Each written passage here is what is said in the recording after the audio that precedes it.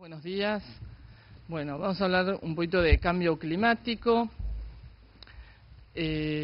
Todos seguramente conocemos algo sobre el calentamiento global y las consecuencias en el clima que estamos teniendo.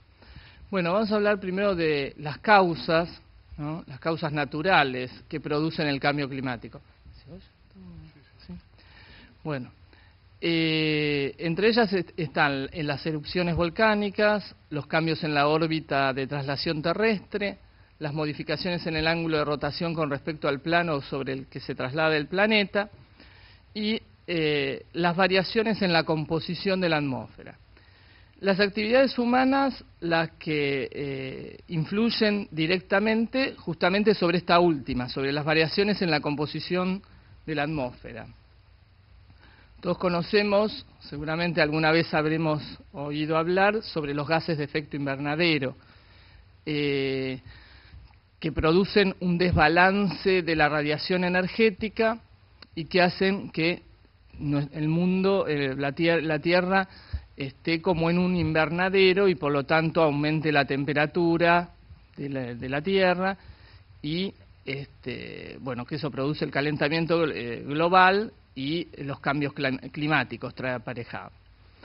Bueno, algunos gases de efecto invernadero son el dióxido de carbono, el metano, el óxido nitroso, el ozono y también muchos hidrocarburos con átomos de cloro y flúor, ¿no? Que conocemos como los hidroclorofluorocarbonos, perfluorocarbonos. El vapor de agua también es un gas de efecto invernadero. Y también tenemos otros gases que, si bien no son de efecto invernadero, son precursores de gases de efecto invernadero, porque son precursores de la formación de ozono, como pueden ser el monóxido de carbono, ¿sí? Que se da en la combustión incompleta, ¿sí? Óxidos de nitrógeno distintos del óxido nitroso y compuestos orgánicos volátiles distintos del metano, como pueden ser el etano, el propano y el butano. Bueno, no los aburro más con esto, pero teníamos que tener más o menos una idea de cuáles eran. Bueno, el cambio climático, las causas dijimos las naturales, ¿no? Pero las causas antrópicas debidas a las actividades humanas, vamos a enunciar algunas de ellas. Principalmente tenemos las emisiones generadas por la actividad humana, ya sea las actividades industriales, ¿sí? Como pueden ser como la combustión de hornos y calderas, tratamiento de aguas industriales, que son generadoras de metano, dióxido de carbono y algunos óxidos de nitrógeno también. Y bueno, las industrias así que más emiten son las de cemento, aluminio, siderúrgicas y minerales no metálicos. También tenemos emisiones que se generan por la actividad agrícola y ganadera. Sí, entre ellas podemos citar la quema de residuos agrícolas y de campos de pastoreo, el cultivo de arroz bajo riego, gran productor de metano, el uso de fertilizantes nitrogenados, la fermentación entérica del ganado. Y también tenemos emisiones provenientes de la generación eléctrica de origen térmico. Emisiones generadas, por supuesto, por el transporte, que principalmente es el que tiene un peso mayor, es el transporte de carretera, ¿sí? Y bueno, después en menor grado el aéreo, ferroviario y marítimo y fluvial. También son causas del cambio climático debido a actividades humanas, el cambio en el uso de la tierra y la silvicultura, el manejo de los residuos sólidos urbanos con los rellenos sanitarios y el tratamiento de aguas residuales domésticas que producen la formación de metano, dióxido de carbono y óxidos de nitrógeno también. Bueno, entonces vamos a ver un poquito los efectos que se están produciendo a raíz de estas causas. Tenemos más lluvias, ¿sí? En los últimos 40 años la cantidad de lluvia anual aumentó un 20% en promedio sobre todo el territorio. Tenemos un aumento de la temperatura del mar, que provoca un incremento en el nivel del mar, y a esto se agrega el derretimiento de las capas de hielo y de los glaciares. Estos procesos afectan el ecosistema, las poblaciones costeras y los abastecimientos de agua dulce. En el caso del nivel del Río de la Plata, creció 17 centímetros en el puerto de Buenos Aires durante el siglo pasado y se espera que podría llegar a subir unos 50 o 60 centímetros más en el siglo próximo. Esto provocaría una pérdida del territorio, afectación de la infraestructura por inundaciones más frecuentes. En los últimos 30 años los sistemas de viento se han corrido de 100 a 200 kilómetros hacia el sur y esto contribuyó a que los veranos sean más largos y los otoños más cortos. También tenemos una mayor frecuencia de crecidas y bajantes extremas en los grandes ríos del litoral, con sus consecuencias. Las bajantes afectan la navegación fluvial y las crecidas traen efectos perjudiciales sobre la población costera principalmente y daños en la producción rural. En la zona de Comahue, los ríos de esta zona traen menos caudal, está visto, y es de esperar en el futuro una menor oferta de energía hidráulica. El 15% de toda la electricidad generada en el país proviene de estos ríos. En cuanto a la pampa húmeda, las fuertes lluvias y el poco escurrimiento del suelo provocan inundaciones debido al escaso declive del terreno. Bueno, a todo esto, ¿qué es necesario? Es necesario el esfuerzo de toda la comunidad. Yo hablé sobre los efectos en nuestro país, ¿no? Pero esto no se da en nuestro país solo, sino que se da en toda la tierra, ¿no?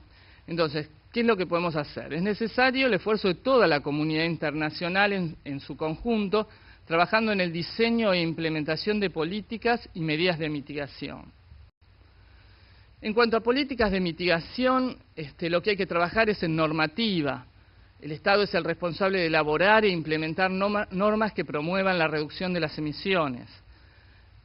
También debemos trabajar con programas y proyectos ya también a nivel del sector privado, de las empresas, que las empresas tengan programas de reconversión tecnológica que fomenten la producción más limpia. La producción más limpia está relacionado con el ahorro energético, el ahorro de agua, el ahorro de insumos en general, y tiene en cuenta todo lo que es reducción, reciclo, ¿sí? Y reutilización.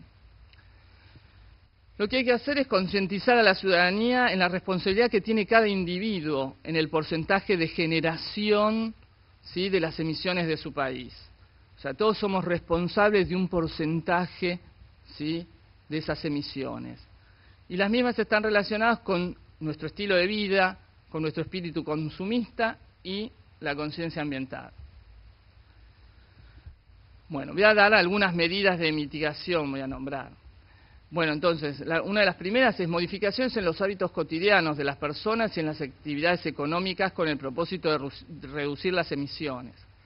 Ahorro y uso eficiente de la energía, política de las 3 R's, que algo dije recién, reducir, reutilizar y reciclar, que implica no solo frenar el aumento de los gases de efecto invernadero, sino también ahorrar y evitar el derroche de los recursos. Ahorro de agua en sectores principalmente de sequía, que aunque parezca mentira, muchas veces la gente que vive en lugares donde tiene problemas de agua, como en Mendoza, muchas veces me ha tocado visitar empresas donde uno pensaría que tienen conciencia en el ahorro de energía y en el ahorro de agua y no la tienen. Por eso hay que resaltar el ahorro de agua en sectores de sequía, reutilización de agua de limpieza de equipos industriales o de enfriamiento de procesos. A cada persona le corresponde una huella de carbono, ¿sí?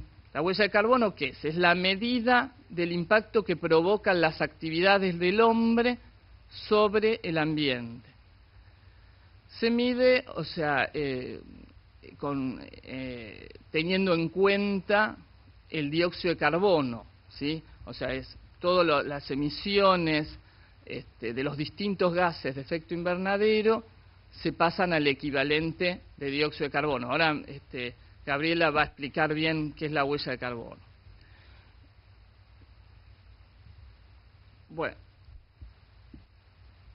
esto un poquito lo que dice acá en esta cita que puse acá, vamos a leerla. Dice: es probable que los países en desarrollo sufran más del impacto negativo del cambio climático. Eso se debe a la importancia económica de los sectores sensibles al clima para esos países, por ejemplo, la agricultura y la pesca, y de su limitada capacidad humana, institucional y financiera para prever y responder a los efectos directos e indirectos del cambio climático. En general, la vulnerabilidad es máxima para los países menos adelantados de las zonas tropicales y subtropicales. Por ello, los países con menos recursos son probablemente los que soportarán la máxima carga del cambio climático en términos de pérdidas de vida y de efecto relativo en la inversión y en la economía. Entonces, nos está diciendo que, bueno, países en desarrollo son los que se van a ver más afectados, más vulnerables a todos estos cambios climáticos, y bueno, lo que tenemos que hacer es no quedarnos sentados, sino empezar a trabajar en las medidas de mitigación para que esto no suceda, ¿no?